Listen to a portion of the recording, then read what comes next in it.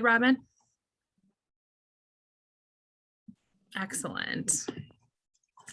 So welcome all to our Team Manager Training Crash Course webinar. I'm very excited for all of you to be here tonight. We've got 2 hours tonight. We're going to cover a lot of material.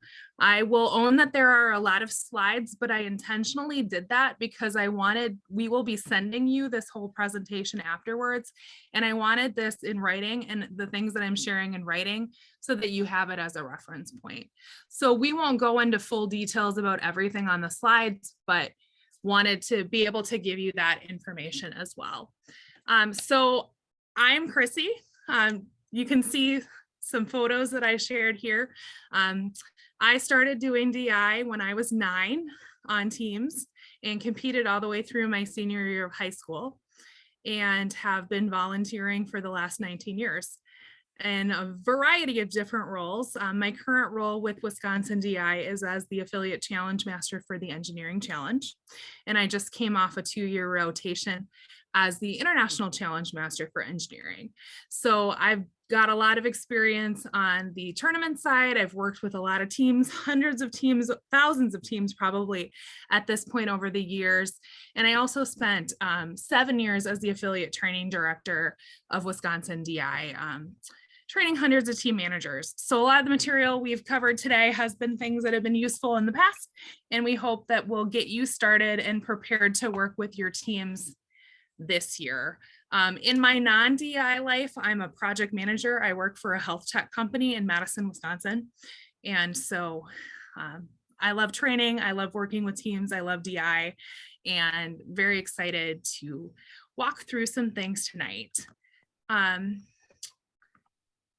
So thank you all, first of all, for being here tonight, for taking time. We know 2 hours are a hard time to come, sometimes on a Wednesday night.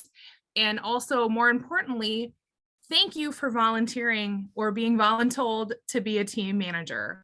We never have a lack of kids that want to do DI. Oftentimes, the reason that we can't have more teams is that we don't have the adults to be team managers. And so you are so appreciated. And we in Wisconsin DI are here to support you in every way that we can, because your role is so important. And, we know that you probably are feeling really overwhelmed. And the goal of tonight is to really just kind of give you a crash course to get you started. I've got 3 main goals for us tonight. We only have 2 hours. So it's going to be more breadth than depth of materials. But what I want to be able to do is to leave you with some information and some resources so that you know where to go back after this to dive in and find what you need as you're working with your teams throughout the year. So we're going to start with just an overview of what is DI, what are the components of it, what's a region, what's a sectional, what do you do, and start there at the very basics. Then we're going to talk about what your role is as a team manager and embracing that role as a team facilitator. It's a very different role in DI than your typical coaching role. And so we're going to talk about some of those differences and all the things that you as a team facilitator and as a team manager can do as you work with your kids throughout the year. And then we're going to spend a lot of time breaking down all of the resources that are available for you. There are tons of documents, there are tons of things, and we know you're probably looking at it, especially like the roadmap that's 150 pages, and saying, what do I do with this? What do I find? How do I find what I want? Do I really need all of that? So we're going to talk about what the essentials are of what you absolutely need. And then I'm going to walk through the roadmap, all of the chapters, and tell you what's in each of those and where you can go throughout your team to find what you need. And so that's the goal, is to be able to have you come back and reference things as you need to, and not learn everything tonight, but know where you can find things that you need and what resources are available to you. So like I said, thank you all. So let's start. What is DI? DI, or Destination Imagination, is a program and an organization. So it's a global organization. It is a 501c3 nonprofit. There are a very small number of people that work for DI headquarters, And the rest of the people that run the DI program are volunteers throughout the world, which I think says a lot about the program, right? Those of us that have been volunteering for years come back because we believe in it and we want our kids to be able to participate in it. We're in 42 states, 28 countries across 6 continents. So DI is really big at the international level. And so when we say the DI website, that's that national level, it's destinationimagination.org. That's where you're going to get all of your program materials, clarifications. We're going to talk about all of that kind of stuff, but that's at that program level. Locally, we are all Wisconsin Destination Imagination. And so we call Wisconsin is what we call an affiliate. And we've got a wisconsindi.org website, and that's where you're going to register for your tournaments, get information about who your regional directors are, how to contact, where to go, and all of that local information as you work through your season. We have an executive director, her name is Mary, and a board of directors that run Wisconsin DI, and we are divided into 10 regions throughout the state, and each region has 1 to 2 regional directors. So each of you are going to be part of a region. I don't have all of the contact information listed here because you all are for lots of reasons. So this is a screenshot of the Wisconsin DI website. If you click on regions, you'll see a map, and each county lists what region you're in. So if you don't know what region you're in, you can take a look at this map and figure that out. And then under the regions on each of these pages are the contact information for your regional directors. We'll talk a little bit more about resources and things, but they're here to help as well as you if you have questions. And we've got 2 regional directors on the call tonight, both Robin and Ann are part of Wisconsin DI. You want to introduce yourselves, Robin and Ann, because they're here to help with questions or things as we need to as well. Robin, I think you're on mute. I was going to say, go ahead, Ann. Oh. Ann? I'm Ann Cowling. I am the co-regional director for the Milwaukee region, which is Milwaukee County and Waukesha County. So happy you all are here. And I'm Robin Harper. I'm the co-regional director for Bay Lake, which is Door, Kewaunee, Manitowoc, and Eastern Brown counties. So if any of you are in those areas, these are your regional directors and you can have a face for that. Otherwise, on the Wisconsin DI website, there will be local contacts for you if you have questions about your tournaments or specifics as we go. So who can be on a DI team? Up to 7 team members. So this is not our early learning. Early learning doesn't have a strict of rules, but for our competitive teams, you have to have at least 2 to have a team, and you can have up to 7 team members. That's really important. And that means 7 team members throughout the entire season. And so sometimes we have a team member that joins and your team starts to participate and then they drop out and there's questions about, can you replace that team member? The answer is maybe. If you started your year with 7 and all 7 participants contributed to your solutions, then no, that person is still considered part of the team, even if they don't make it all the way to tournament, because their ideas were part of the solution that the team came up with. So they should still be considered as part of your team. But, you know, if you had 5, somebody dropped, you gained a few more, as long as you never have more than that total of 7, you can have up to 7 team members that are part of that team. And we've got our kids, kindergarten through university level can participate. So we've got a very specific challenge for our early learners, but typically about 3rd or 4th grade is, you know, 3rd grade, and not typically 3rd grade and up is when our teams start to compete in the competitive challenges. And there's an elementary, a middle level, and a secondary level team. We're going to talk about the rules of the road a little bit more in a bit, but the age breakdowns and grade breakdowns of which level you're in are all included in that. And if you do have any questions, you know, we can help guide you with that as you're registering as well.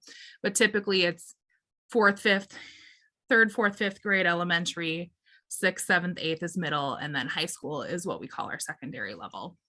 And then every team needs one adult team manager that's at least 18 years old to help students kind of work through the season and stay on track. You can have assistant team managers that are under 18. A lot of times we have high school students that like to help and are great contributors, but we do ask that there is ultimately one adult that is responsible for that team. The challenges. So every year, 6 different challenges are written that are brand new, that have never been done before, that your teams are going to choose from. These challenges I think are really cool in that they're developed by volunteers. And so people can apply to be a challenge writer, and they're on a team with experts and they come up with all of these ideas for the challenge. That's part of that whole volunteer-led organization. I've written 5 challenges. It's one of the most fun experiences that I've had through DI. And then, which I think is really cool. The categories of the challenge every year are the same, but the actual requirements are unique to each specific challenge. And so there's always a technical and engineering, a scientific, a fine arts, an improv, and a service learning challenge. And that's because we want kids to be able to pick a challenge of their area of interest. So all of these challenges are going to involve a performance aspect. So even like your technical and your engineering challenge, where more of the points may be around building something versus like your fine arts, which is more performance-based forward, every challenge is still going to have to put on that presentation. And so you will find as you go through this, each challenge has very detailed requirements around what you need to do to prepare for tournament. We're not going to go through those details tonight, but just wanted to kind of walk through that. Your team will be picking, the early learning is separate, but one of these 6 challenges, your team's going to choose that. And that's the challenge that you're going to work on a solution for to bring to your tournaments. So when does it happen? So our DI season is the school year. So it's technically challenges are released September 1st, but right now is typically when our teams are starting to form. And, so if you haven't started meeting yet, don't worry that you're not behind, you're right on time. Kids are just starting here. They're and typically 2 to 4 months preparing for tournaments. And our sectional tournaments in Wisconsin DI, and I'll talk a little bit about what sectional tournaments here are in the next slide, start at the end of February. And the date of your sectional tournament will depend on what region you're in. So something new this year for those of you that have been involved in the past, you would have attended what we call a regional tournament. We're moving to 4 sectional tournaments in a combination of regions. And so there are no regions this year. Your team's going to go to 1 sectional. So we've got a Northeast sectional tournament, which is Green Bay, Bay Lake, and the Northeast regions. And that's Saturday, February 25th in Shawano. Our Northwest sectional tournament is March 4th in Hudson, and that's West Central and St. Croix Valley. So our Northwest part of the state. And then our Southeast sectional tournament, the Milwaukee and South Central regions, is on March 11th in Muskego High School. And then our East Central sectional tournament is Winnebago, Kettle Moraine, and Black Hawk. And that will be March 18th in Germantown. And so based on that map and that region, this is which one of these tournaments that you will attend, and you will register and your team. I'm not going to go through all of the details, but there will be more information on the Wisconsin DI website, and we can help you one-on-one if anybody has questions about that as well, and your regional directors can, about how you go to register to attend one of these tournaments. So if you do have a date conflict for something that's school related, you do have the ability to request that you attend a different tournament. So that's something that you would work with your regional directors on. And there is some opportunity if you're looking at this and saying, you know what, those dates aren't going to work for us. Don't worry, we can work with you, and we want your team to be able to participate and come to tournament. So just make sure you're reaching out to your regional directors and talking through that, and we will help you get your kids to a tournament where they can present their solution. So your teams are going to compete at your tournaments against other teams in their challenge and in their same age group. So in your challenge room, there may be elementary, middle, and secondary level teams. But when you're scored for comparison, it'll be elementary teams are scored and compared against each other, middle level against each other, and secondary against each other. And then we haven't quite determined how many teams from each of our sectionals are advancing. We're not sure how many teams we're going to have this year. And so, COVID kind of put a little wrench in a lot of things. And so we're hoping that we have lots of teams this year. And so depending on how that is and closer to the tournament, more information around how many teams will be eligible to advance to the next level will be shared. Your teams are going to be presenting twice at your sectional tournaments. You're going to have a team challenge and an instant challenge presentation, and we'll break that down and what that means here a little bit later, but they could be scheduled at any time during that day. So plan on being available for the whole day on your sectional tournament days, like date conflicts. If you have something in the afternoon and you need to be in the morning, just share that information as well. And they do the best that they can to accommodate any requests that the teams have for when they can schedule. But as you're working with your parents and plan to be available for that entire day. Our competitions often start at 8 a.m. If you're engineering, sometimes you need to be there at 7:30 to be, measuring and checking in all your roller coasters and things like that.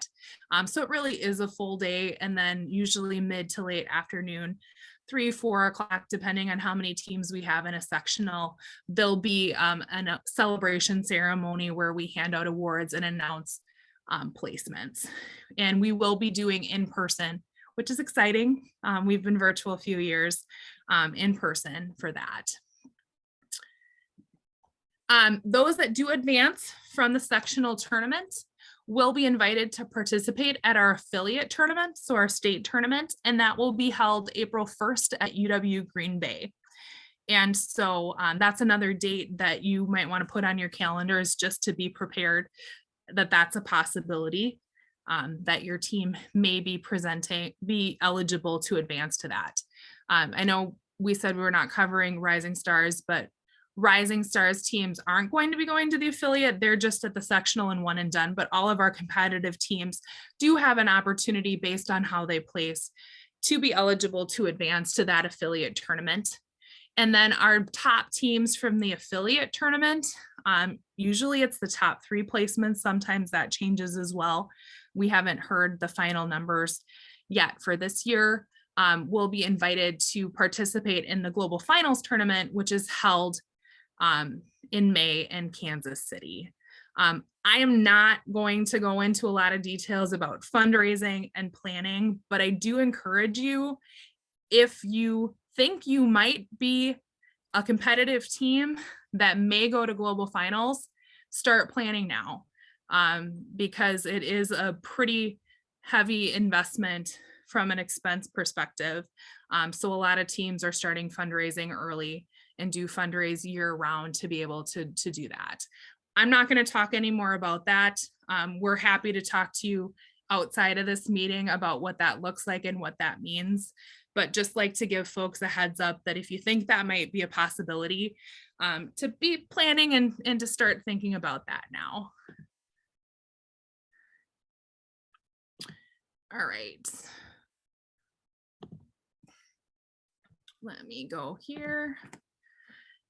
So I'm going to just pause for a second. That's kind of the what, and then I'm going to start talking about why do we do DI, kind of what are the team challenge and instant challenge components, but do we have any questions about sectionals, regions, any of that kind of stuff right now?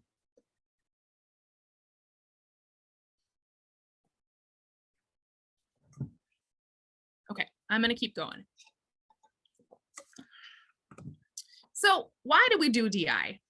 Well, we do DI because it's fun and the kids love it. And we do, it's a really great time. But the reason why we do DI, and those of us that have been involved for a long time, is because of how much the kids learn through this process. They really learn higher order thinking, critical thinking, creative thinking, collaborative problem solving. As a past participant myself, I can't even fully articulate just how much DI shaped the way that I think and the way that I am able to problem solve and process and critical think in my job and in my everyday. DI got me my first job out of college because of the skills that I had. And, I'm a project manager. I joke that I started project managing when I was 9 on DI teams. I didn't know that that's what it was called back then. Now we talk about project management in the curriculum, but that's kind of a natural thing in those skills. And so the skills that our kids learn through working through this the challenges every year are really unlike anything else that they're going to get in school. And so it's really exciting to watch them walk through their participation with DI. And really learning how to work together to solve open-ended challenges and not be really told very specifically, this is what you have to do, and be taught how to do that, but versus to get things that are really broad, work together as a team and bring that to the tournament. I'm not going to talk a lot about this. In the roadmap, it talks about kind of the details around the pedagogy around DI, but some of the main things that separate our program versus others are no interference. It's all team led. The kids do it all themselves. And we're going to talk about what that means for you as team managers, but everything from, coming up with their ideas, writing their scripts, making their costumes, making their backdrops, putting on their presentation, the kids do it all. And that is really awesome. Resource awareness. They learn how to use what's available to them from a resource perspective. In Instant Challenge, they're given a very limited set of resources. And if they use them all, they don't get any more. And what does that look like? And what does that mean? They have budgets for their team challenge. So they learn about expenses and how to navigate and work through that. Clarifying questions. They ask a lot of, we and you as team managers are going to get really good at asking lots of questions to get them to think critically, to think about why, not be afraid of failure, to think about things and learn and about what the possibilities all are. Rapid ideation and implementation. We teach our kids to come up with ideas frequently, that no ideas are bad ideas, to throw it out there, to collaborate, to brainstorm. And what an important skill is that, right? As they move through their careers in school, into college, into jobs, that they're able to do that and just come to the table because they learned how to do it through DI. And we really also focus on authentic self-expression. A lot of our DI participants love DI because they can be themselves. They don't have to put on a front. They can wear what they want to wear. They can be who they want to be, and they're embraced for it. And that, I think, is a really special thing. They can bring their skills, their passions into their presentations and be among like-minded people that also share that and appreciate them for who they are and celebrate all of those things, which I think is a really, really special thing. So this is kind of a big base for why we do DI and all of the benefits that we can do. DI is also based on the creative process. The roadmap breaks this down in a lot more detail, but this process is what's important. So we talked a lot about sectionals and tournament, but that's one day, right? Our DI season is the entire year, and where the learning and the fun and the journey comes from is getting the kids to work through this process. So they start in the recognizing phase where they're figuring out what it is that they have to do, learning about their challenge, learning about DI, learning about each other and how to work with each other. Then they move into the imagination phase, the imagine phase, where they're generating ideas and doing research and thinking about all of the possibilities of what they might do to solve these challenges that we've given them. And then they learn to collaborate and initiate. How do you take all of those ideas and make decisions and break that down to actually come up with what they're going to do to meet all of these challenge requirements, making their costumes, writing their scripts, building their stuff? And how do they not do that as 7 individuals, but how do they do that as a team? In the assess phase, they learn how to look at what they've done, look at the challenge and say, hey, Is what we built meeting these requirements? Where can we make improvements? How can we make this better? And really looking at things with a critical eye until we ultimately get to the evaluate and celebration phase, which is our sectional tournament. So that celebration and evaluation is important, but that's 1 or 2 days. This whole process is what you as team managers are going to guide your kids through and your team through. And it's not linear. You may be moving back and forth throughout this process throughout the season, and that's okay. You know, we expect it to be really fluid, and every team is going to look different for how they work through that.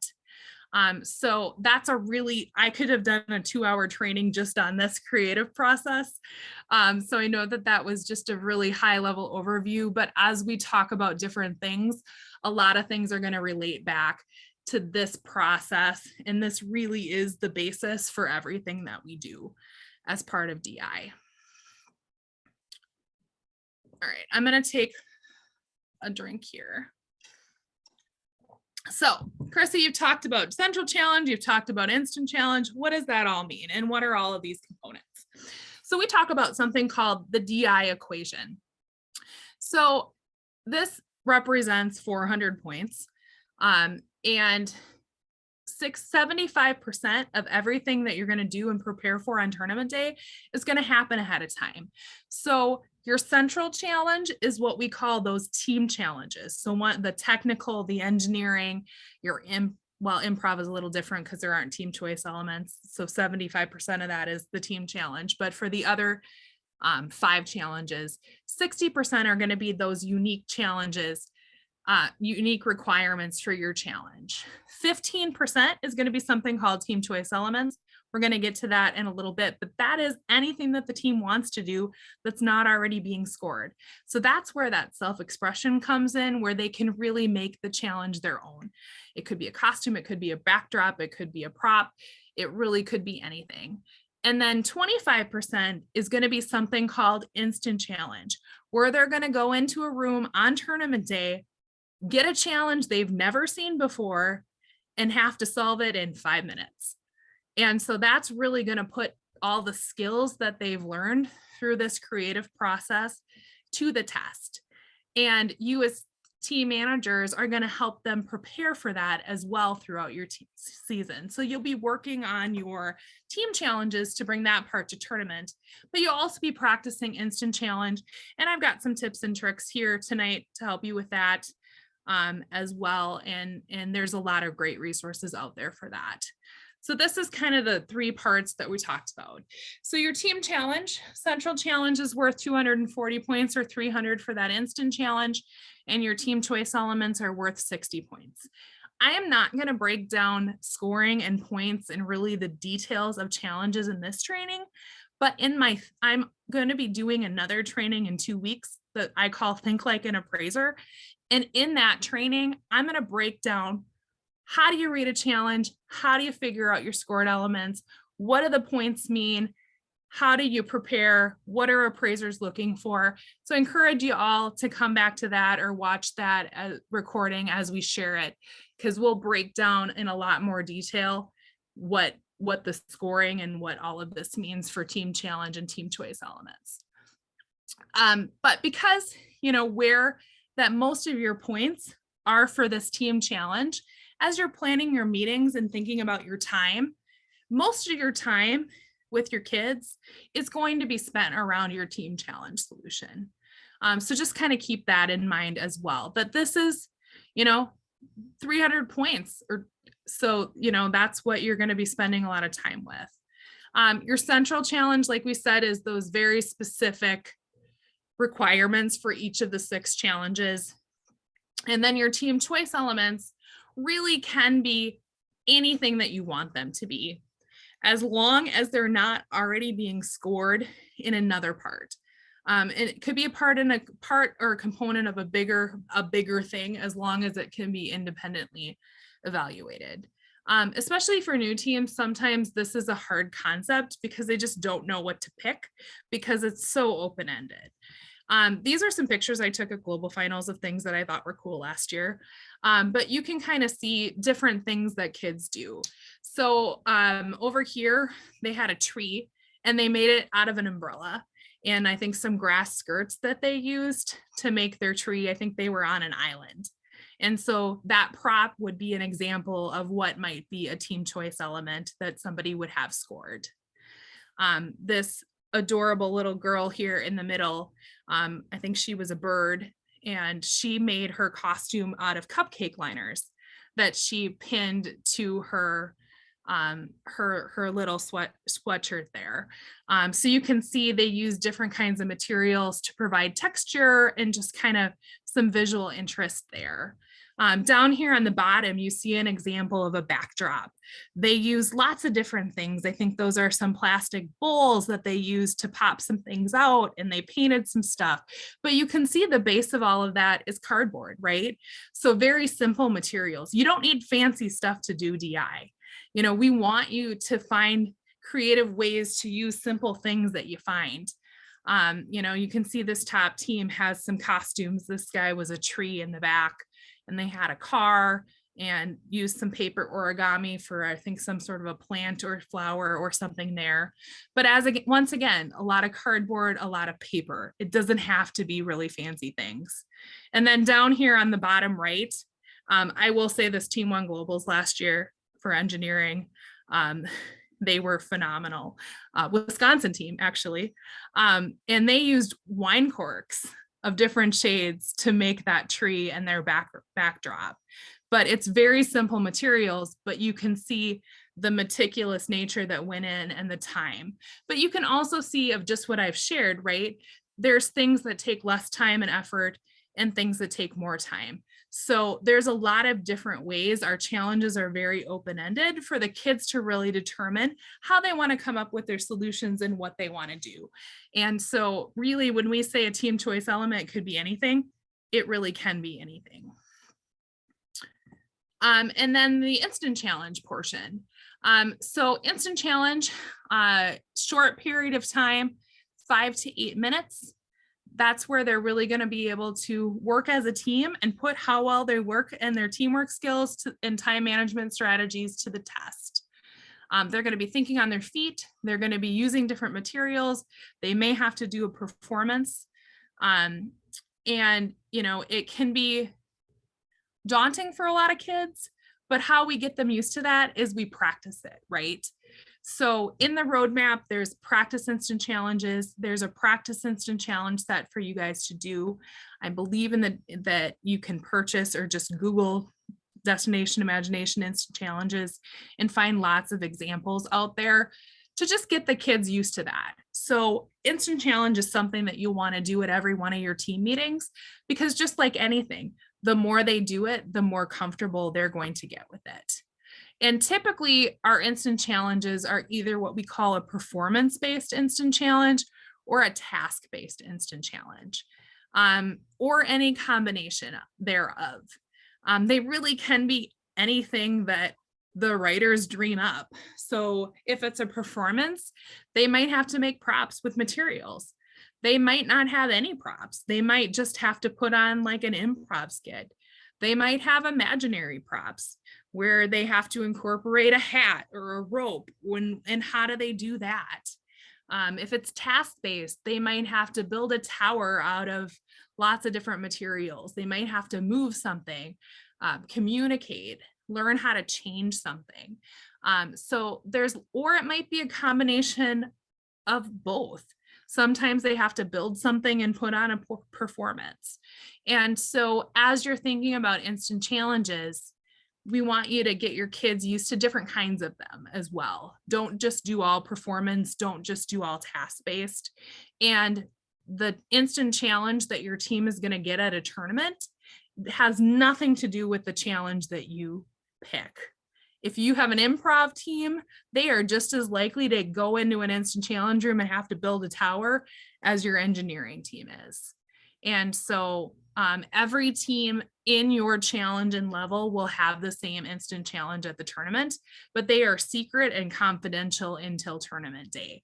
And in fact, we take this very seriously. When you go to tournament, your kids are going to raise their hands and do a pledge that they promise not to talk about anything in their instant challenge that they've done or heard until after global finals. And we do that because the challenges that we use for our sectional and sectional tournaments are the same worldwide, right? And the same throughout all 4 weeks. So if you talk about it, it's not fair if your team is the first week and they talk about it, somebody that's the 4th week may have the same challenge at their tournament. And so we just kind of take that very seriously and keep it confidential, because it wouldn't be an instant challenge if everybody knew what to expect, right? So I'm going to pause there. I know I just went through a lot really quickly. Do we have any questions?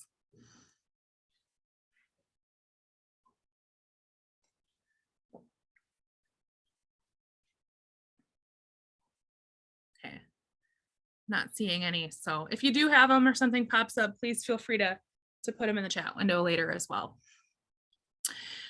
So that we talked about the what and the why and kind of the how. So now I'm going to talk a little bit about the when.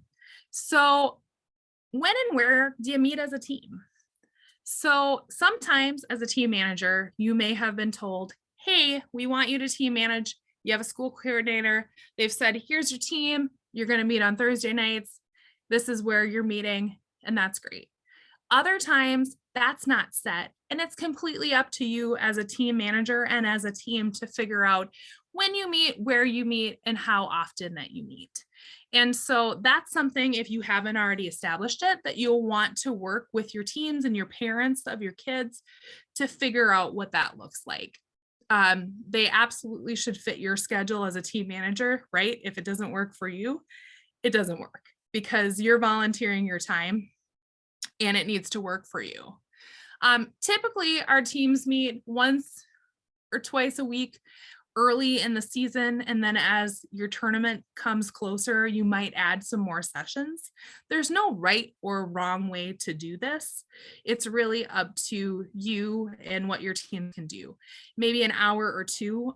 Typically, if your kids are younger, they probably can't stay focused for really long durations of time. Sometimes high schoolers can't either. So, you'll have to figure out your teams and what they can handle.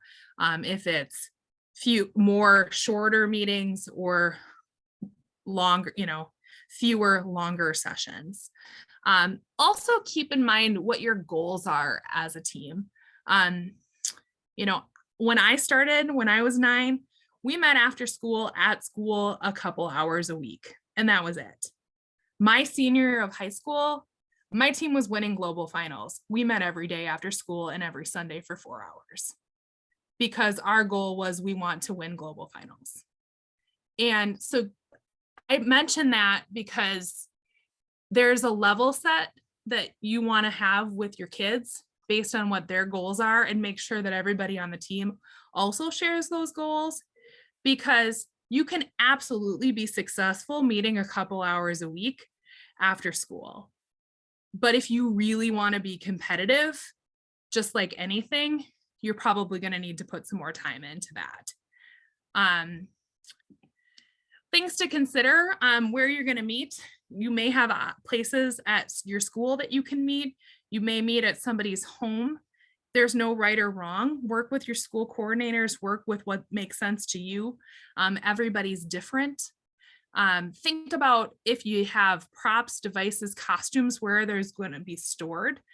So think about that as well. If you need to do certain activities like painting, where are you going to do that? Sometimes those activities may be taking place in somebody's garage or outside versus in a classroom at school. So also consider what activities are going to happen during your team meetings to determine where it's appropriate to have those meetings. And then ultimately, as a team manager, it's kind of your job to help make sure that your team has the resources that they need and the space, and for you to set that up. There's no right, wrong way to do it. Every team is different, but just something to think about as you work through that. And also don't be afraid to set boundaries, right? If you're thinking, hey, Chrissy, there's no way I can meet every day after school and every Sunday.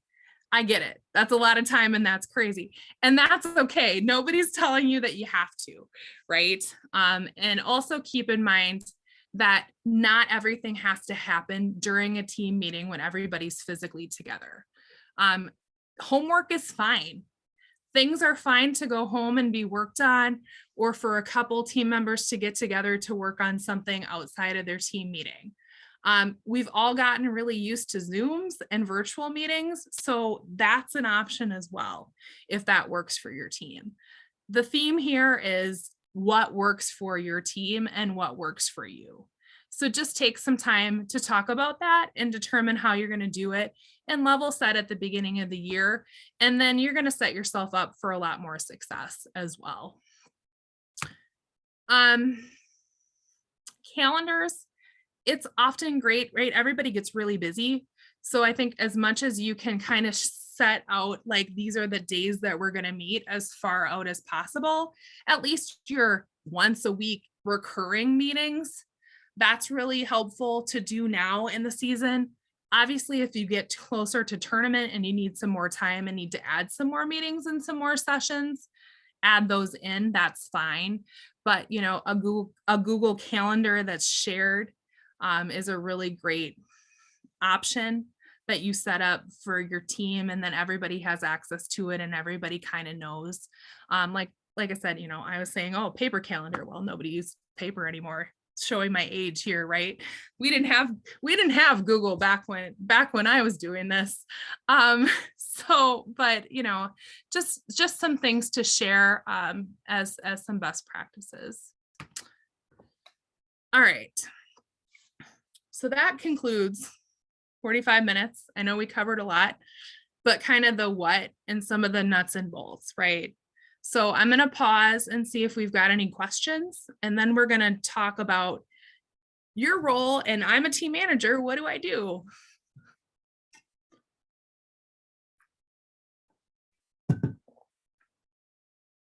All right. I'm not seeing any. All right. So I agreed to be a team manager. Now what? If you are totally freaked out and have no idea what you're doing, that is totally fine, and that is totally expected. So don't feel like you need to know what you're doing. Just like the kids are going to figure out this DI process, you as a team manager are going to learn. And I know some of you have done it before. The second year you do it, just like anything else, right, is easier than the first year. But we are here to help. There are lots of resources for you, and you are not alone. And so please feel free and don't be afraid to ask for help, to ask questions throughout the year, and don't feel like you should know how to do everything right away. So we call you team managers and not coaches for a reason. And the role of a team manager, I think, is a really fun one. You're a creativity catalyst. I loved that. That came out of the roadmap. All of these came out of the roadmap. Your job is to provide a safe space to help your team members develop and express their individual and group creativity. How cool is that? You're an educator. You're there to help them learn the challenges, learn skills, learn this process, like learn what they need to do throughout this DI journey. You're a challenge expert. We want your kids to be challenge experts as well. But at the end of the day, it's your job as a team manager to know your challenge, know the rules, and help your kids stay on track and not veer too far off course. You're an interference deflector. We're going to talk about what interference means, but at the end of the day, you're there to help make sure that your team solution is your team solution alone, that your parents, siblings, other people outside of that team aren't getting their fingers into that team solution. And that at the end of the day, everything that's the ideas and everything that's presented at that tournament is the kids' ideas, which I think is awesome, right? It's really rare, I think, today, if you look at a science fair and you get parents' hands all over everything, where you can go and look and say, hey, the kids did all of this themselves. And that is really a sense of pride for our DI kids and our DI teams to know that they can do it. It gives them that confidence. So you're there as a team manager to help protect that process. You're a chief safety officer, right? You're there to make sure that nobody cuts any fingers off or glues their fingers together, that you teach them how to be safe as they're using things and learning things, that you're keeping your participants safe. One of the trainings, and I'll talk a little bit about this, is there's a keeping DI participants safe training that we ask and require all of you as team managers to go through. So we want you to work through that. And we also want you to just help keep your kids safe for rules and behavior guidelines so that that safe space happens, because kids coming up with ideas and sharing things means people have to get vulnerable. And we want you to provide that safe space for them to do that. You're a facilitator. You're going to be managing the meeting space, the team calendar, your agendas, presentation plans, celebrations, particularly for your elementary kids. If your kids are older, some of these things they'll start taking on themselves as well to help. But particularly if you've got newbie teams, that's a really important role that you're going to play. And you're going to get really good at asking lots of open-ended questions, because while you can't tell them how to do something, you can ask them questions to help them figure it out themselves. And so you're managing that and encouraging them to be curious and do research and learn things throughout this process. This goes back to that creative process, right? DI is a process. It's a season. It's not a day at a tournament. And so you as team managers are helping to facilitate that process and grow your kids. Just like we said, you aren't going to know what to do on day one. Your kids aren't going to know what to do on day one either. And so you're going to help them develop the expertise around what DI is and what their challenges are, to guide them through how they work together with people they may or may not like, that they may or may not have anything in common with. And so you're going to guide them through that, and you're going to be their cheerleader through all of it. It's the process that we value, not a trophy. And so it's important to stop and celebrate. The first time they finish an instant challenge without running out of time, celebrate that, because that's a big accomplishment. If they've been working on something and it doesn't work, or their backdrop falls down every time they do it, and they finally get that to stand up on its own, celebrate that. The first time you get through a meeting and nobody cries, hey, celebrate that. It's the little things. And that can go a long way in setting that space and that attitude and guiding your kids through this process. Characteristics from a great team manager.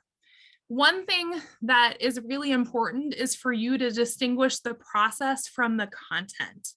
The process you absolutely can be involved in. That content that gets produced, that team solution, that's theirs. We want you to remain objective.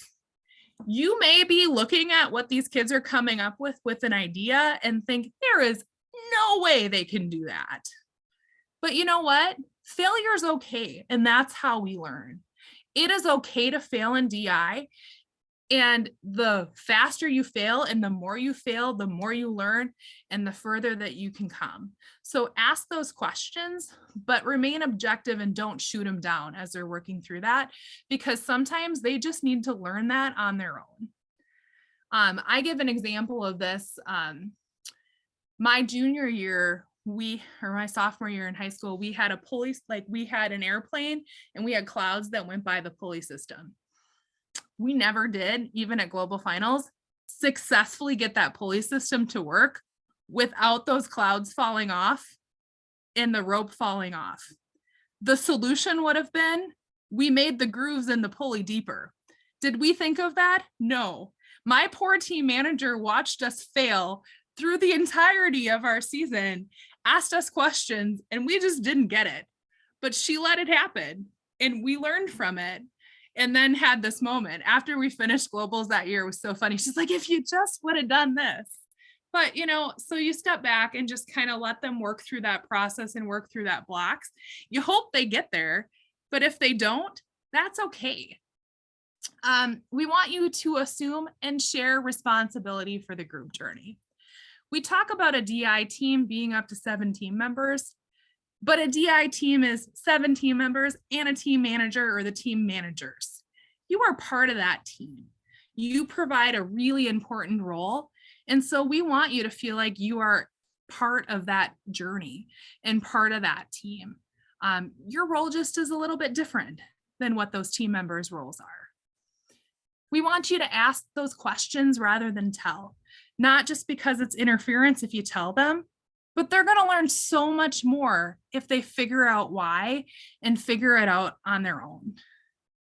We want you to build trust and relationships among team members, help them figure out how to work together, help them learn that people that are different, that's great. Different backgrounds make the best DI team sometimes. If everybody's all the same, you're going to have a very narrow focus. If everybody on your team just likes to act and nobody can build anything, that is probably not ideal. Isn't it better if you have some people that like to act and some people that like to build and some people that like to do other things? And that's okay. So you teach them how to use those strengths and talents and work together and learn that differences can be a really great thing. You want to listen without interrupting. Sometimes arguments and fighting is okay. Obviously you want to step in if it's not a healthy situation, but let the kids kind of work through that process. And sometimes it's just going to take some time. Help keep your kids on track. What are your challenge? What is the challenge? Okay, we're talking about this. We just spent an hour talking about how we're going to make this paper mache rock. Does the paper mache rock have anything to do with the challenge? No. Is it scored? No. But, we've just spent an entire team meeting talking about this. Well, as a team manager, it's okay to ask those questions and say, hey, let's look at the challenge. What are we trying to accomplish here? Where are our points? Maybe we want to focus here and keep them on track, and teach skills. So we don't expect the kids to know how to use power tools, to know how to sew a costume, to know how to make things. And the scientific challenge is to learn about science. So your job as a team manager is to help facilitate that process of teaching the kids skills. It is not interference to teach skills. And when we say teach skills, we don't mean that you as a team manager have to be the person that does that. You may not have that level of expertise, and that's okay. But maybe a parent of your kids does, or a teacher at school, or somebody that you know. So you can facilitate that process if your kids don't know how to do something, to help get rid of that roadblock and teach them how to do it. Supportive environment. I keep coming back to that, but it really does set the tone for success, to work through that. And we're going to talk a little bit about team dynamics, and the roadmap has some great tips and tricks there as well. But, to provide that safe space and positive, to accept that failure is okay, to help them work through that, and guide them to learn and share on that journey is really important. Chrissy, we do have a question. Oh, yep. If you want to address it now before moving on, is it okay to show the team YouTube videos on how to do certain stuff? Yep, we can. I'm going to come back to that in a little bit when we get to the skills section. But in general, yes, and it depends on what you're trying to accomplish. So we're going to talk about that in just a minute here, but I will come back to that. Offer encouragement. Yeah. So we've talked a little bit about interference as well, but like that question falls right into this and what you as a team manager can do. This is what we call the triangle of interference, right?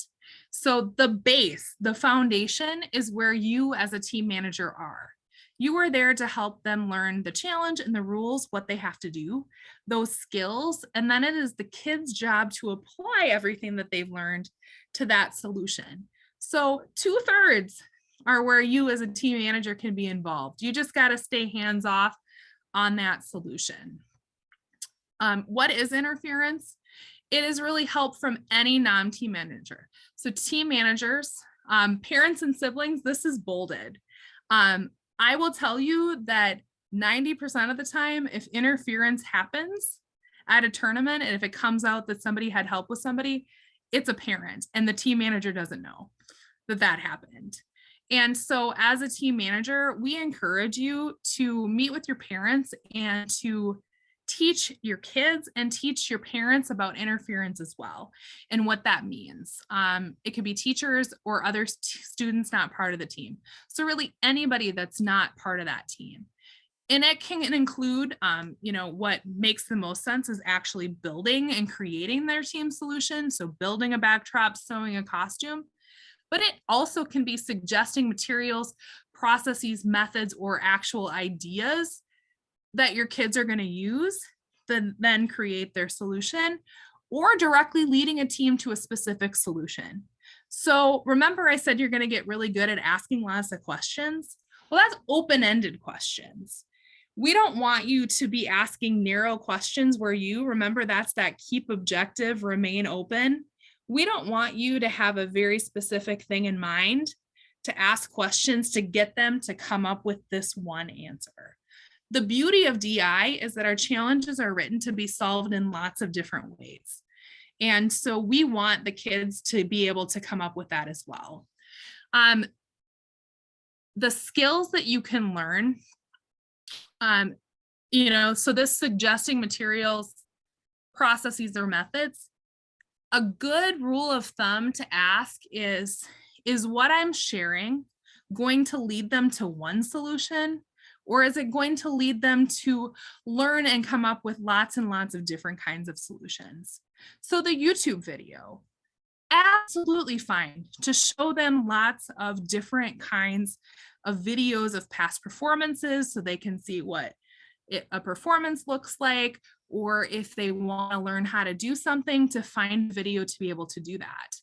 What is interference is if you as a team manager find something that you want to show them to get them to see something very specific and replicate that one thing. We want you to help build a toolbox, right?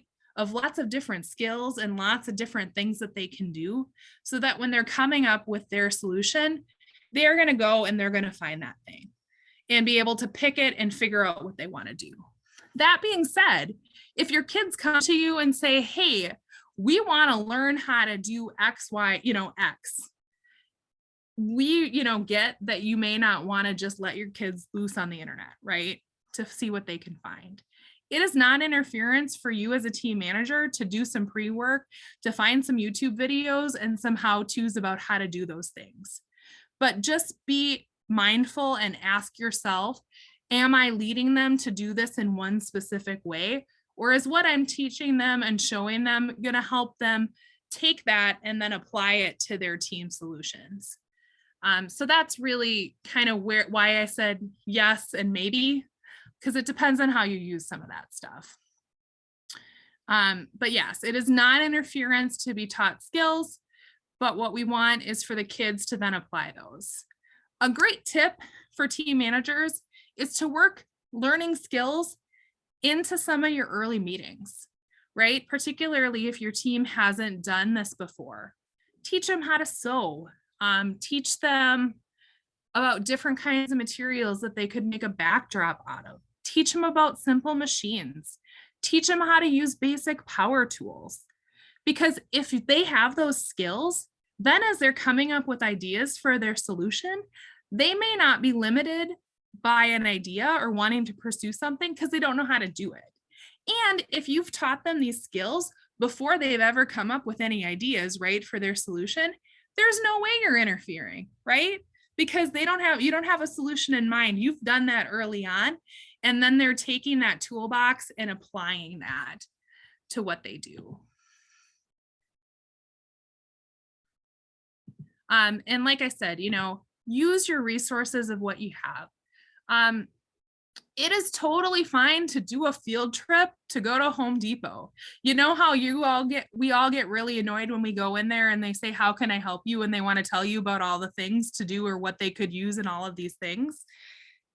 Well, let those employees at Home Depot teach your kids about stuff. Just have a conversation ahead of time that says, okay, don't ask, okay, you're not allowed to ask what their specific project is and what they're trying to accomplish so that they can provide the exact solution. We want you to tell us about all the different kinds of adhesives you have, or PVC pipe and connectors, or different kinds of things. So think outside the box, because who can teach these skills sometimes, may not be limited to just who you know individually. The challenge and the rules. I think this is something that team managers, sometimes particularly newbies, struggle with because they're worried that they're going to overstep their boundaries. It is absolutely not interference for you to be the expert on the challenge and help make sure that their solutions are meeting the challenge requirements, or that their solutions are, safe and appropriate. So, definitely make sure that you are understanding those challenge requirements, that you're working with your kids to understand those challenge requirements. And then as you're coming up with solutions, that you're going and taking that back to what the requirements say. And if they're way off track, it is not interference for you to say, hey, let's take a look at what this challenge says again. Break it down and read it, and then say, hey, this is what the challenge says. This is what you guys are thinking about for this solution. Does it meet these requirements? And if the answer is no, then you can brainstorm and come up with something else, right? What we don't want you to feel like you have to do as a team manager is sit on your hands and watch them go down a path that you think is going to lead to failure and not help them course correct. So it's not interference for you to be able to do it, to step in and make sure that they are understanding those challenge requirements. If you don't understand and your kids don't understand, it is absolutely fine for you to ask a team clarification. I'm going to talk about this and show you where you do that. But you as a team in a little bit, but you as a team have 10 questions that you can write in and ask the International Challenge Masters for clarification on. As a former International Challenge Master, I've answered hundreds of clarifications, and most teams don't ask any questions at all. And some teams really utilize this. So if you are reading the challenge and scratching your head and you really just don't understand what it is that you're being asked to do, please use this process. It's there for your kids, it's there for your teams, and the ICMs are there to help. So just know that you don't have to be stuck.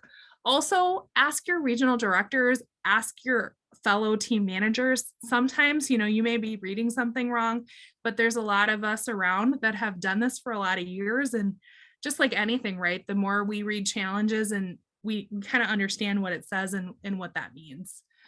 So don't be afraid to ask for help if you as team managers don't understand something either. So yeah, the team solution is theirs alone. So that's really the hands-off part, but there's lots of things that you as the team manager can do to make sure that you are setting up your team for success. Declaration of Independence. I think this is a really cool thing, and I always like to highlight this because sometimes when you get to the tournament, we ask that you fill out a lot of these forms and you check a lot of boxes, you sign some stuff, and what does it really mean? Your kids, as part of the preparation for tournament, for prep checklist, you're going to fill that out online. I'm not going to talk about the online paperwork that you need to fill out today. But as part of that process, their kids are going to declare their independence. They're going to sign this and they are going to say, we promise that everything that we did is ours and ours alone. And so I encourage you as team managers to make that a big deal and to celebrate that fact that everything that they're bringing to the tournament is their ideas. It also helps facilitate a conversation before the tournament. If somebody did have help with them, can bring that up, and you as a team manager or your other team members can know that as well. As an appraiser, part of the process that we go through after a presentation is to talk to the kids and ask them how they came up with ideas or how they did it. And elementary kids don't lie.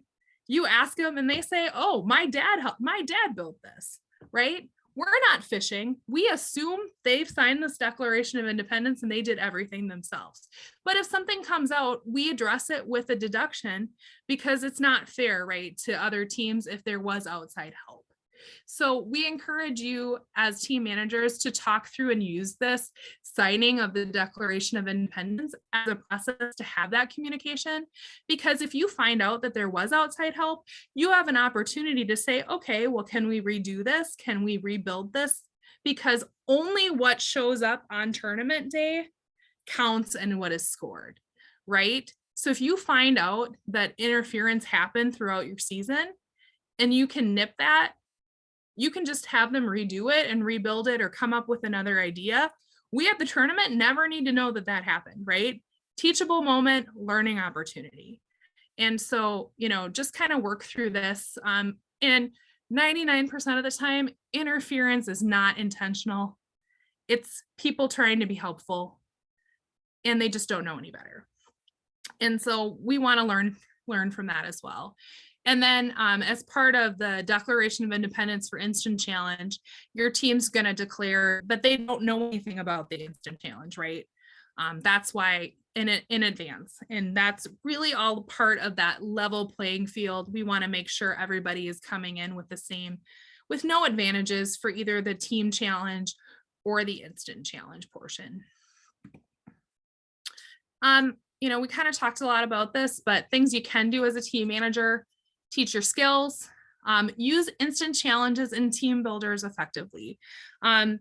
This is one of my favorite things. If your team is struggling with something, find an instant challenge that highlights that. If they can't figure out how to get their backdrop to stand up, maybe they need to learn how to build some towers, right? So you as a team manager can use an instant challenge to help them learn those skills. There is no interference in instant challenge practice. Keep that in mind. So as kids go through and do an instant challenge, after you do that instant challenge, take some time to ask them questions and then teach them how to maybe prop it up. If they don't figure it out, you can work through that and say, well, what else could have we used and what could have we done to stabilize this? Or if they're performing and everybody's turning their back to the audience or you can't hear someone, do some performance-based instant challenges and work through that and talk about that there. And then what you want them to do is take what they learned over here for the instant challenge and apply that to their solution in their team challenge, right? Because now that's a skill they've learned over here that they're applying over here. And you as a team manager have taught them that skill, but you are safely out of that performance and presentation space in their team solution.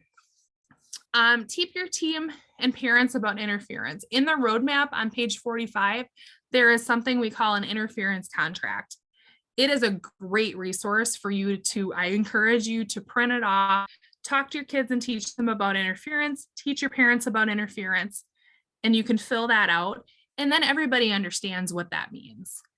So that's just a really good tool for you as you're talking through this to help you facilitate that conversation and just make sure that everybody understands, particularly if your team is going to be taking things home to work on and bringing them back, right? Because if you as a team manager don't have eyes on something, there's a level of trust, right, that you need to have with your kids and your parents that the rules of interference are still applying, even when you're not all together in that team meeting space. And, ask open-ended questions. Examples of interference, just like to walk through some things and what you could do instead. So like I said, a parent helping with a project at home. If you have a parent that really wants to be involved, figure out what their skills are and let them teach some skills. Let them be involved in ways that are productive and help move things forward. Or have them bring a snack or, do other things. But just try to navigate away from that. A team manager telling a team member where to stand during script practice. We all have phones now that record things. An easy way is for you as a team manager, if they are practicing, take a video and then have your kids watch it back. You know, if everybody has their backs to the camera and nobody can hear anyone, if they are watching that, they're going to see that themselves. And then you don't have to tell them that. You've just provided an opportunity for them to figure that out themselves. Interference, a parent demonstrating how to do a skill on an actual team's prop. That's interference, because even though it's learning a skill, it's on that actual solution and that part that's going to show up on tournament day. Rather, we want them to demonstrate the skills on something that's completely unrelated to that solution. And then the kids are going to take what they learned and build or make or do what they need to do in their own solution. An adult fixing a prop at a tournament. Tournament day in the hallways is a place where we see lots of interference happening. Mom's putting hair up or makeup on in the bathrooms. You know, something breaks, somebody steps in and just wants to fix it. Usually it's completely unintentional. But as a team manager, what you can do instead is to talk about what if scenarios if something does happen. Have a fix-it kit, have all the things that you want to have available so that if something does break when you're transporting your props and stuff to the tournament, that your team is prepared and that they are confident to work through that themselves. And then you as a team manager, you know, do what you got to do, sit on your hands, put duct tape over your mouth, whatever you got to do, you know, that's important. And, you know, something to keep in mind, right? Appearances matter. So even if you haven't interfered at all throughout the entire season, if you are super hands-on and telling your kids how to do things and have your hands on all of their stuff on tournament day, as volunteers and as appraisers, that plants a seed in the back of our head of, if they're this hands-on here, were they this hands-on in the tournament season, right? In order for interference to happen, we have to prove it. Somebody has to see it or somebody has to do it. So we always assume the benefit of the doubt. But just keep that in mind on tournament day, that perception. You don't want to have it be perceived, right? That you as a team manager are stepping into that. You want to be proud of your kids and have them own their solution. Team manager makes a trip to the hardware store to purchase supplies without a team provided list. So it is totally fine for you as a team manager to buy stuff. However, you either need to go with a very specific list of what you're after. And I'm actually going to share a worksheet with you that I think is really helpful for that. Or you need to provide lots of different options of things for your kids to work on. It is totally fine for you to bring in lots of different kinds of tape and glue and scissors and tools and lots of stuff that your kids can go to figure out how to do things. But that goes back to that question of, is what I'm purchasing and providing the only solution, right? So an example of this that I think is really simple to think of, right? Lots of different ways to do something. Your team says, I want to connect these two boards. They tell you that. You don't ask any further clarifying questions. You come back with hammers and a nail. And you find out, well, we were going to just duct tape it together, right? Well, you've just interfered, right? Inadvertently, because you've introduced a hammer and a nail as the solution for how they're going to solve that. Whereas maybe they wanted to glue it. Maybe they wanted to tape it. There are lots of different things. And so we want you to just be mindful of that. Very simple things can lead to interference that you don't mean to. The last one, a team manager cuts a board for an elementary team because they felt it was unsafe. I'm going to start with saying it is always appropriate for you as a team manager to step in and stop something that is unsafe. That is not what we're saying here. But it is also your job as a team manager to help your team find a way to do it safely themselves. Maybe you're not going to give them a power saw, but maybe they could handle a hand saw, right, to saw a board. or learn how to hammer and nail something. You might not give them a nail gun, but they could manually hammer a nail. You know, or cardboard is a very appropriate useful material to use. So it's your job as a team manager to teach them the skills for how to do these things safely, or help them find a way to do it themselves in a safe manner. Helpful tip. Places like Home Depot that cut a board to size. It is not interference to cut a board to size. So if you have an 8-foot long board and you ask them to cut it in half into 2 4-foot boards, that is a service that they provide to anybody. And that is not interference. It is interference if dad does that cut, because dad isn't doing that themselves. Well, I guess if dad worked at Home Depot, it wouldn't be, but you know, at Home Depot, they provided that. It would be interference, however, to go in and say, I need all these corners mitered, and I need this to be 3 inches and 6 inches and 5 inches and that specific. But, you know, keep in mind that you can get creative a little bit with some basic cuts on some of these boards. That also, like PVC to size, is something totally okay. Some of that is also right. You're only buying the amount of something that you need. So that's not interference, but it is interference if you're getting very specific for what that activity is, or the very specific requirements that they need to solve their challenge. So we are going to send this presentation out, and I also have a few handouts. This is one of those handouts. This, I think, is a really useful tool. It's a material requisition form. If your kids need stuff, it's just a good exercise to go through, right? What do you need? What size do you need? What color do you need? How much does it cost? They can go on the internet and figure that out, right? Kids don't have any idea how much stuff costs. And so I think it's really important, right, to get them to kind of think about that. When do they need it by? Where are they going to purchase? If they don't have this, what else could you buy? How are you going to use it? What's your drawing? Just kind of, you don't have to use this, but I think it's a useful tool to get your kids. And that also means that you as a team manager aren't interfering. Because if they send you with this and then send you off to go and buy something, if you can bring a team member with you to purchase it, great, that's even better. But you could have this with a very specific list in mind and know exactly what you're using. This can also help reduce waste. A lot of times kids want to try lots of things and they want to buy everything. Well, you don't have an unlimited budget, right? And so this can help with some pre-planning as well for what you need. So we'll share that. This is that interference contract that I talked about, that your team members, your team manager, and your parents are going to sign. So I think that's just a really useful tool to help you with that. So I'm going to pause. We're doing good on time. The rest of the time, we're going to talk about resources. But I know this is a lot, but hopefully that helps clarify kind of what your role is as a team manager, and that there are lots of things that you can do to help your team. Do we have any questions about any of this?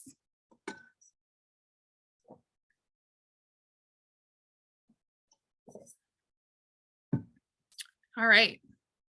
So resources. There are tons and tons of resources available. So what do you need and where do you find them? So we're going to break that down for you. The resource area is going to be your friend. So this is on the Destination Imagination website. You're going to log in. On the top, there's going to be a little login. And then under the Documents tab, keep in mind, you may not have all of these tabs. I just realized that with the screenshot. I am a tournament official, so I see some additional things. But under Documents and View Documents, in here is where you're going to find your program materials. There's a quick start guide, which is just kind of a useful 3-page document that kind of outlines and highlights some of the information. You're going to find your team challenges. You're going to find your rules of the road, your roadmap, all of that information. So the resource area is found on destinationimagination.org. And you'll be logging in and you're going to find that. And this is going to be a central hub for a lot of things. There are only 3 things that you absolutely need to solve a DI challenge. These are the required materials. Everything else that you have is above and beyond, there to help. But if you didn't look at anything else, we need you to look at these 3 things. And those are the rules of the road, the team challenge, and the published team challenge clarifications. These 3 guides are what you as a team has and what the appraisers who are evaluating your team at a tournament have as the shared common rules and requirements of your challenge. The appraisers don't have anything else outside of this. They like this, maybe have some guiding conversations, but at the end of the day, this is, when we say by the book, it's the rules of the road, the team challenge, and your clarifications. So what is the rules of the road? This is a really long document. Your kids may never read it cover to cover. I always did as a team member. You might have a few team members that want to, but I encourage you as a team manager to take a look at this. This is the base, the core rules of the Destination Imagination program. It talks about competitive levels. It talks about interference. It talks about what is a team challenge? What is an instant challenge? It walks through lots of details around tournament procedures of what's going to happen on tournament day, scoring, instant challenge procedures, all of those nuts and bolts of the what that is for every challenge in Destination Imagination is in the rules of the road. So your team challenge is just going to be the very specific requirements that you have. The rules of the road is going to be the base that's built on top of. So I encourage you to reference this, to take a look at this. There's a really great interactive table of contents, so you can take a look at the beginning and jump right to where you need to be. So, you know, feel free to reference the sections that are important to you, and to be able to find what you need. Your team challenge. This is also available in the resource area. This is what is going to tell you and your kids exactly what you need to do to prepare for tournament. It's going to talk about your time limit. How much time do you have to solve your challenge? Their cost limit. What does your budget look like? I'm not going to talk about your budget here. I think like an appraiser training, I'm going to talk about team budgets and expense reports and all of that there. But all of that is also in detail in the rules of the road, but there's a limit. It might be $150 and that's all you have to spend. And when we say cost limit, we don't mean that that's what you actually spent on your team challenge solution. It's if another team, it's the value of your team challenge solution. So that's just something to keep in mind as well. So if another team was going to replicate your team challenge solution, could they do it for $150, for example? Like I said, not going to talk about that and what that means here, but please come, if you come to the Think Like an Appraiser training, we'll go into details about that. The challenge requirements. The bulk of this document is those challenge requirements. What do you have to do? Do you have to have a prop? Have to have a costume? You need to build a roller coaster. What are the requirements for the roller coaster? Thrill Ride is the engineering challenge, and so it's a roller coaster. And how is it scored? What elements are scored and how is that broken down? So you're going to be spending a lot of time, and this is the document that you are going to reference every team meeting, or you should be referencing every team meeting. So have it handy, come back to it often. This is going to really be your map for success for solving your challenge. Something else that is really important as well is what we call published clarifications. So published clarifications happen when the International Challenge Masters find that there's something that's confusing, a typo or a problem within the challenge itself.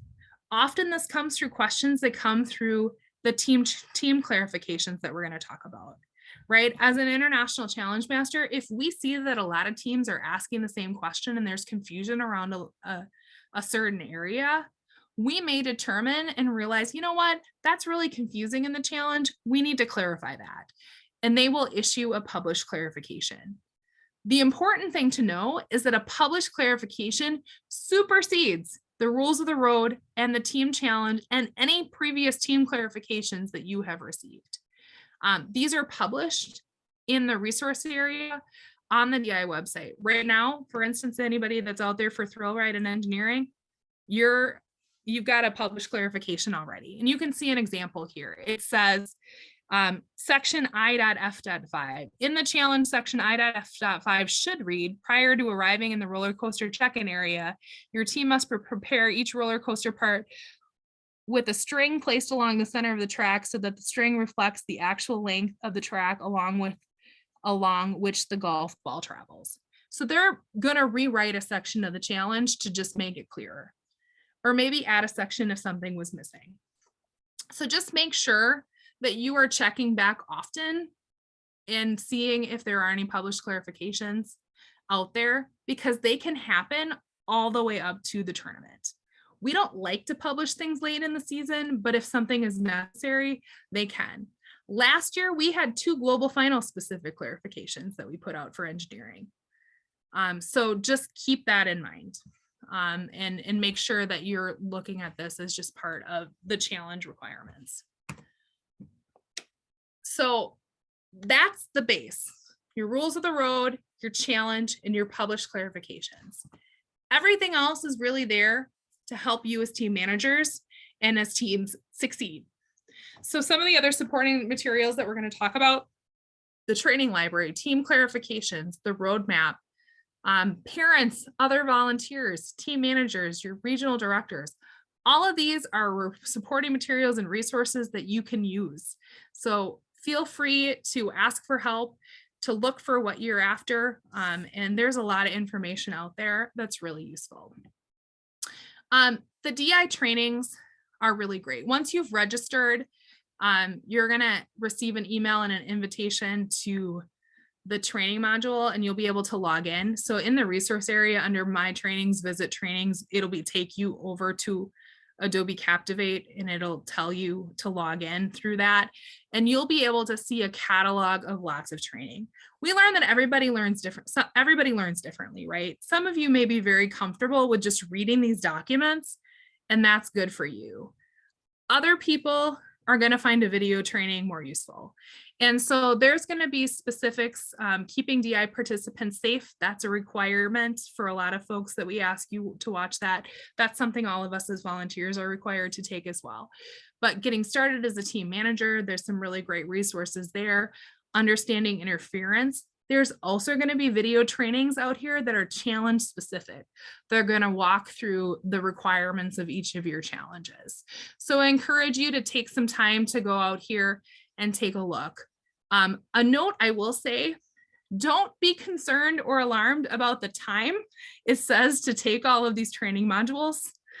Sometimes it says it might be 5 hours long. I took some of them and it took me 30 minutes. So just keep that in mind. They try to put them into bite-sized chunks so that you can watch a video at a time and sit down and walk through it. But certainly as a team manager, you can take a look and go through the catalog and find what's useful to you here. You don't have to, but the resources are available should you desire to focus and take a look at that.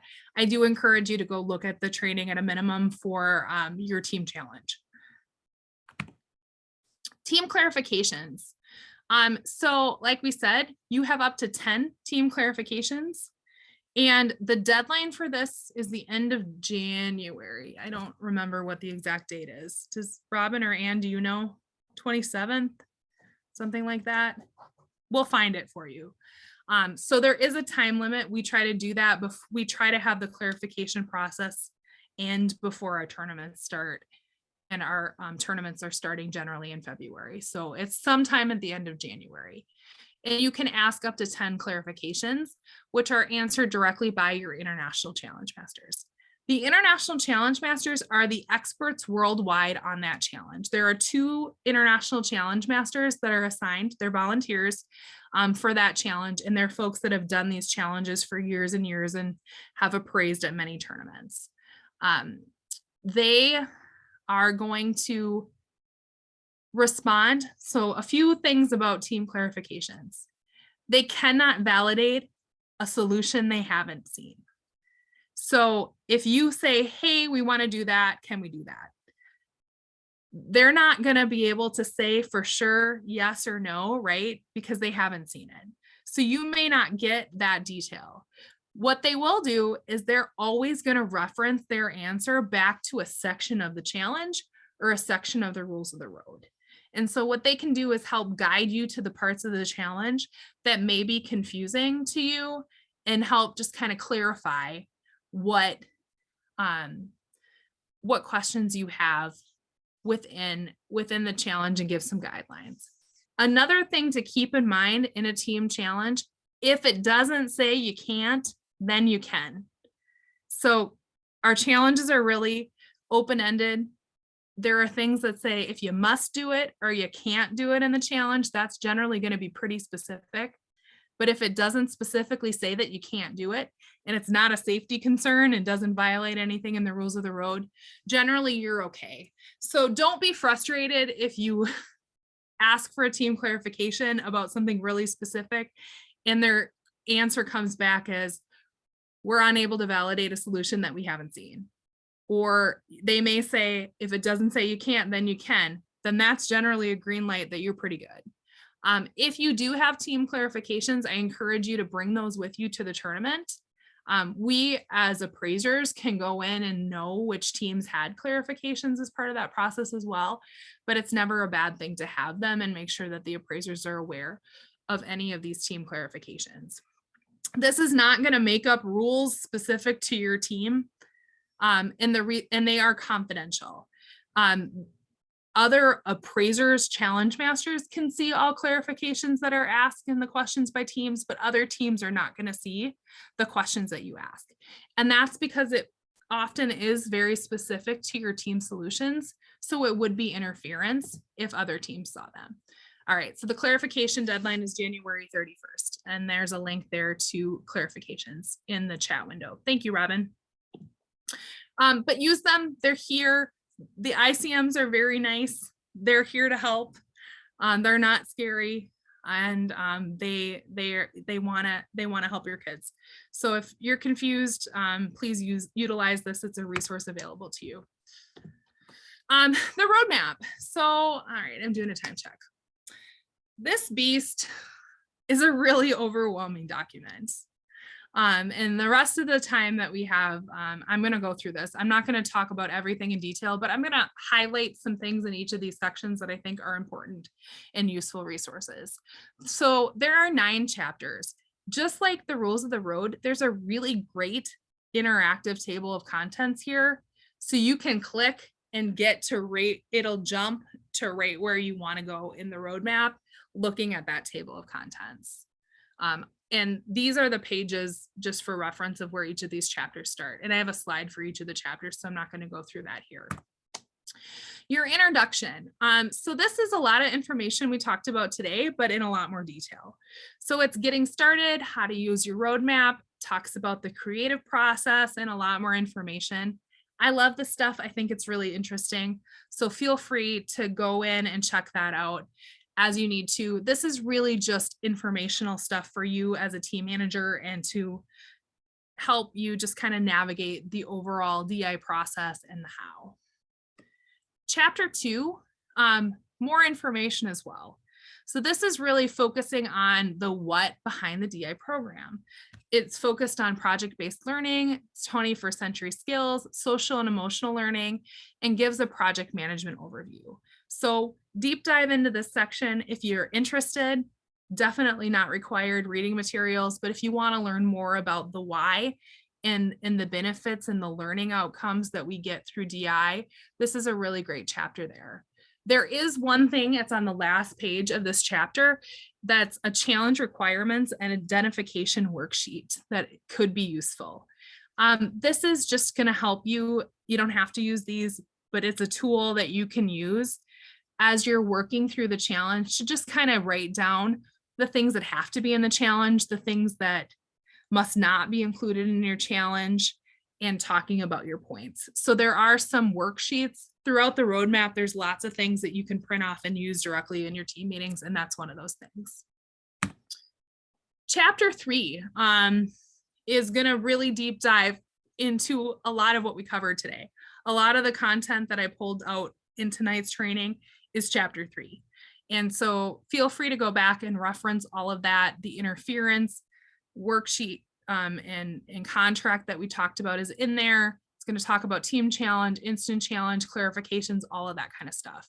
One thing I think is really useful in the section though, is just a checklist for a supply box that you might want to have. So you don't have to have all of these things, but sometimes as a team manager, you might want to gather some stuff so that you have it for instant challenges or team builders or other things. And this is just some general supplies that might be useful for you to have on hand as you're meeting with your teams. Chapter 4, now we're getting into some of the nuts and bolts. So do not feel that you have to go through this and follow this to the letter of the law. If you do this, you may never finish and actually get to a team solution. There is too much in this, and I will own that. But if you are stuck in certain areas or need ideas for what you want to cover, this chapter is really great to give you ideas for how you can structure your meetings and some of the things that you might do.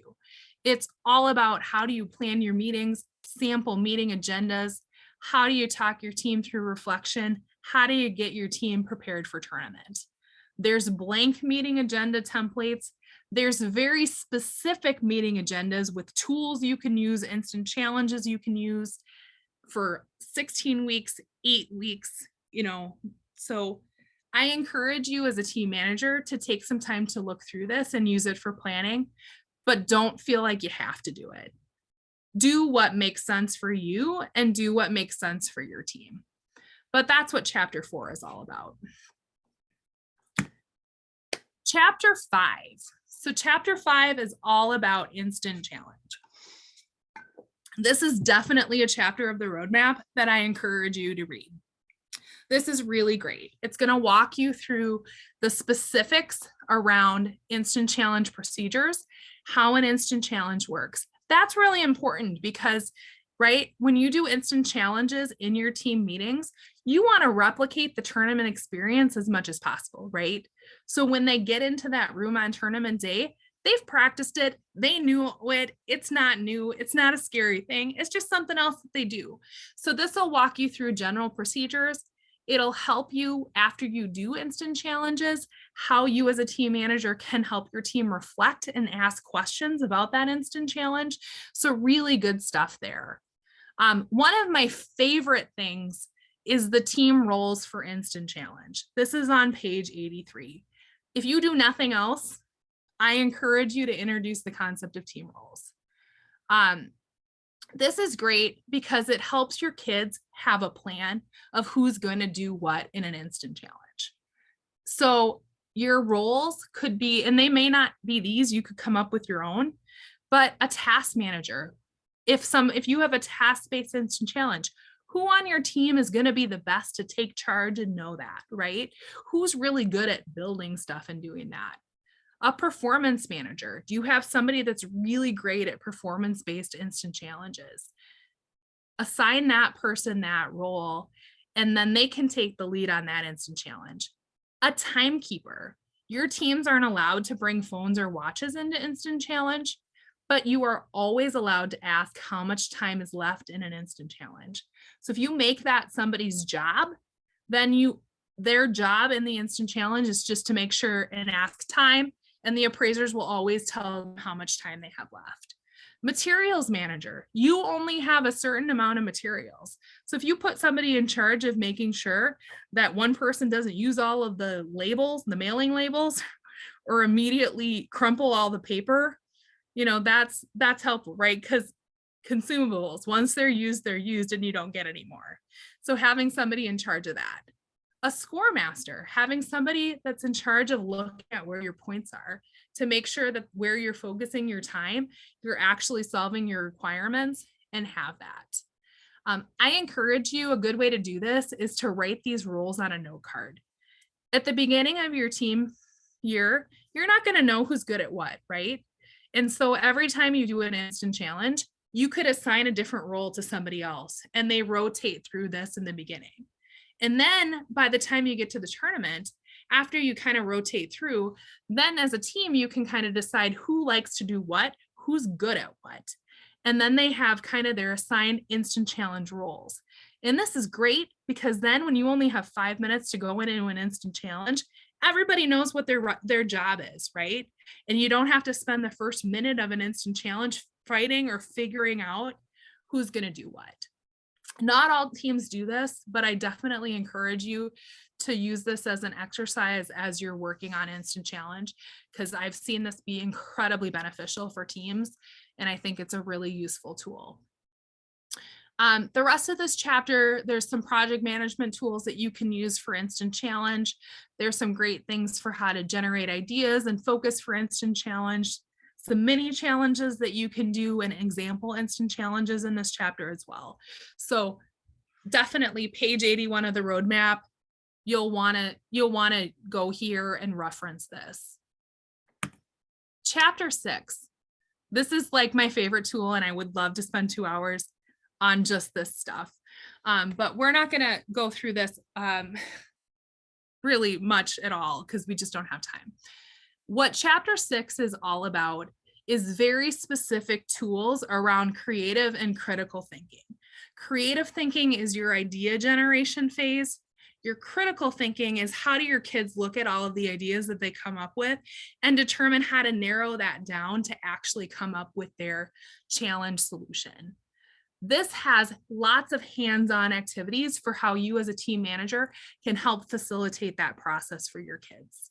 Don't be overwhelmed by them. They're actually pretty simple. Some of them are multi-page worksheets, so they can be a little bit intimidating, but definitely I encourage you to take a look at that and use those tools depending on what you're doing in your team meetings, because they can be really helpful. There's some basic things like a decision-making matrix. I've got it here on the screen. Who's responsible for what? If there are conflicts, meeting times and dates, team manager has that. The team challenge solution, you need a consensus. Costumes and props, is one team member going to be best at that? Well, Danielle. Okay, well then you decide Danielle has control over that. That can help you as you continue moving through your solution for people to feel autonomy and ownership on making certain decisions, and also knowing what you have to come back to as a full team. So there's just really practical things that you can use as a team manager through that. Fluency, warm-ups and fluency builders. This is a Chrissy developed sheet. I couldn't even tell you where all of this stuff came from. I've been using it for years. Fluency and warm-ups is really important. Getting your kids used to generating ideas quickly is incredibly useful as a team. And you can do this as just warm-up activities. This little chart I like to show because when you get your kids used to name different kinds of states, name different kinds of ships, just naming things, no idea is a bad idea. You want to get as many of those common basic ideas out as possible, and then allow for time to be uncomfortable and silent in the plateau period. So as you do this, you're going to notice that your kids are, whether you do it silently and make lists, whether they out loud brainstorm popcorn ideas, your common stuff is going to come right away. Then you might have a period where it's quiet and you think you're done. No, just wait. As a team manager, let them think, let them work through that, because on the other side of that plateau, that's where your creative ideas come. And so the faster and the better they get at generating ideas, the easier it is going to be to get to the good stuff. And they're going to learn this as a skill, just like anything else. So doing these kinds of fluency activities is just warm-ups in your team meetings is just a really good tip for you to do. And you can see that they're going to get better with this over time. And then it's going to help you in instant challenge. It's going to help you in your team solution just come up with those creative ideas faster. Tools, we talked through this. I'm not going to talk through all of this now, but I encourage you to just kind of take a peruse. There's things to help with idea generation. There's things like choice helper, paired choice analysis to take those ideas and break them down to make decisions. So really useful tools in here for you to play around with.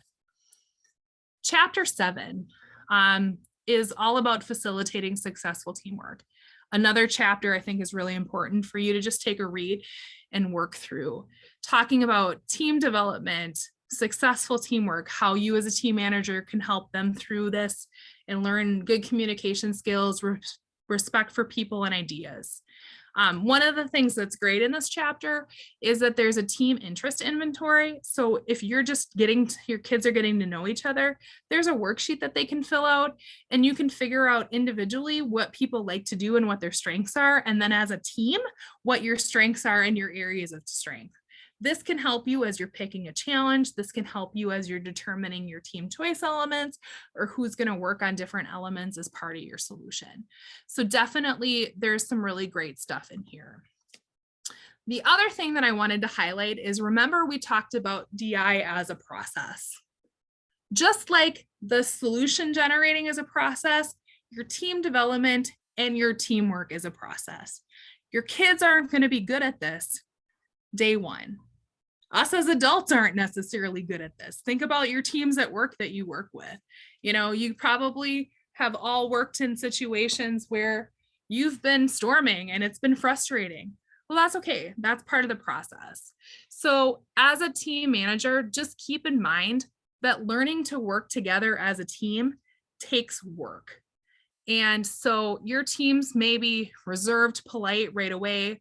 And then as they get more comfortable, competitive argument, thinking about themselves as that I, but you're going to work through that and teach them skills and using your tools to be able to get them into norming phases where they can start to define their roles, accept each other's ideas, learn how to work together, with the ultimate goal of getting to that performing phase where they're really thinking as a we and a cohesive team.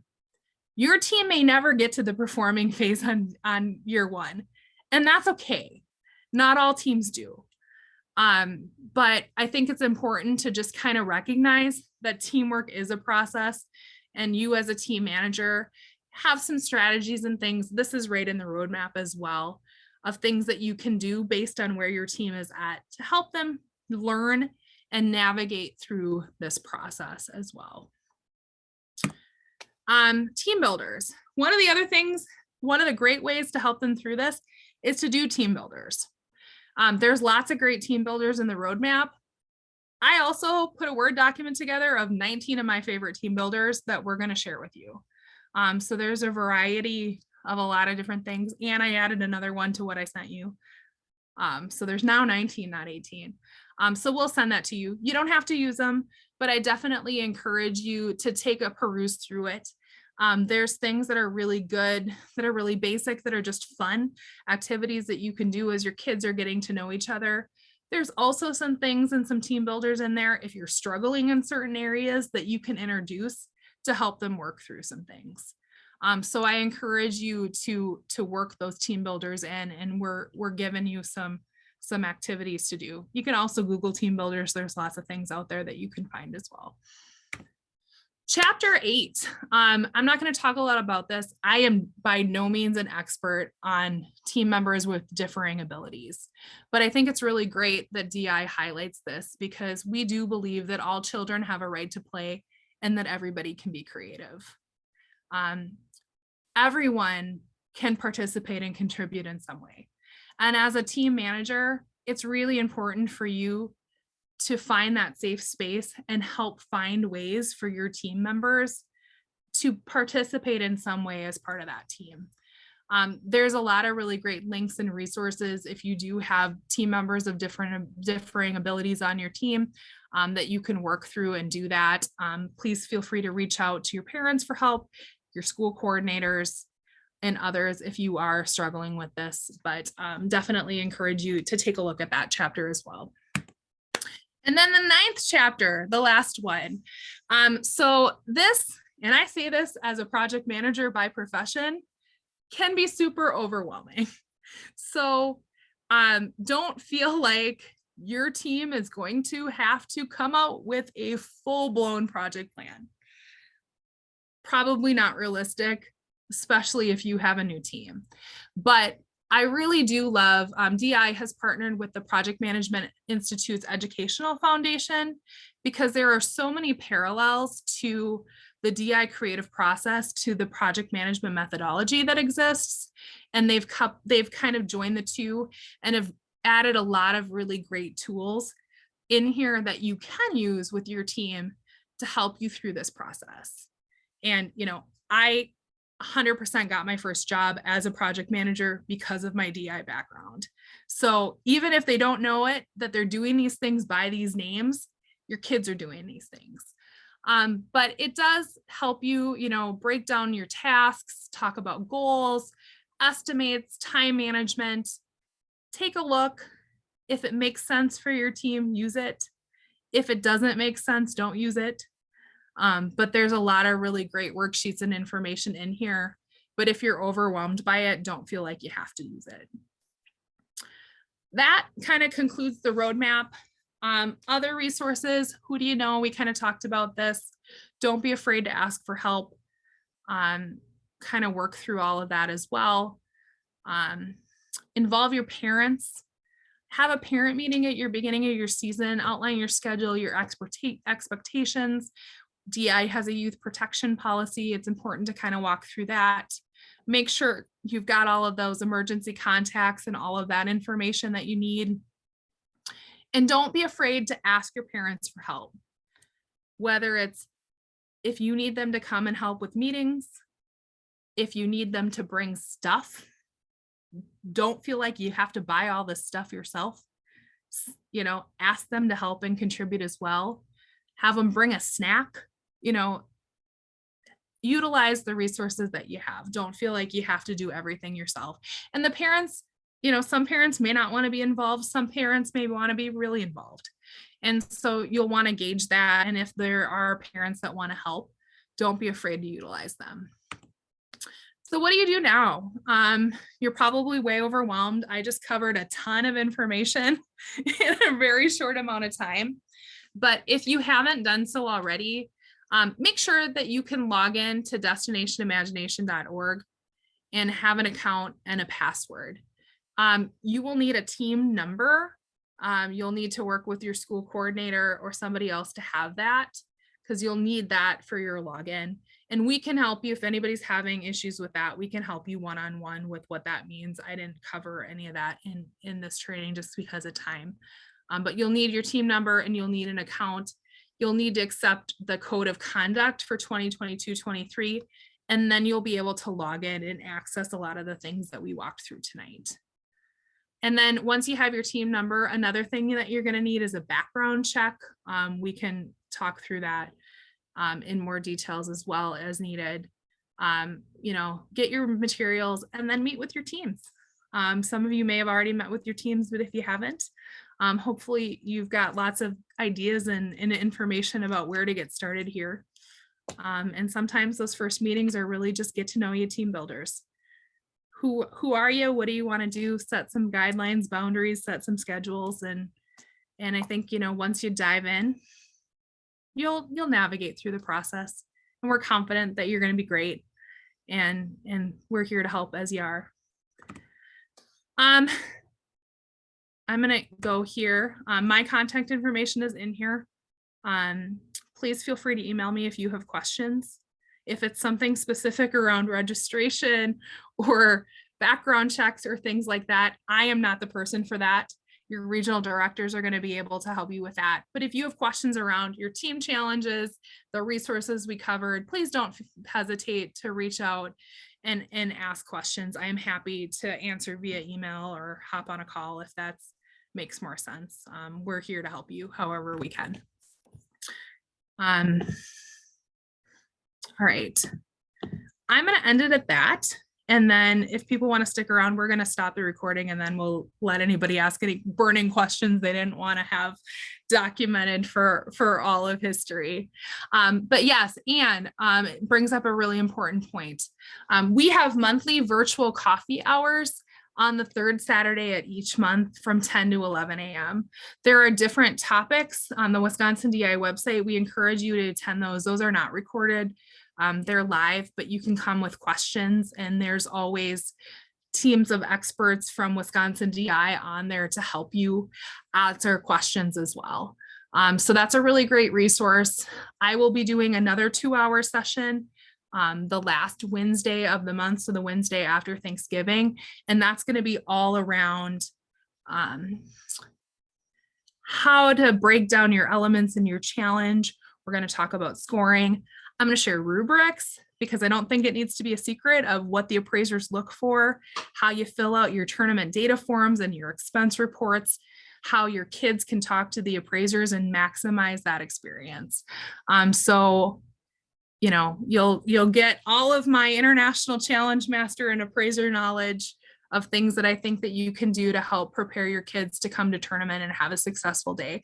So that'll be in 2 weeks. We'll also record that so you can go back closer to tournament time as well, if that's useful. So thank you all for coming.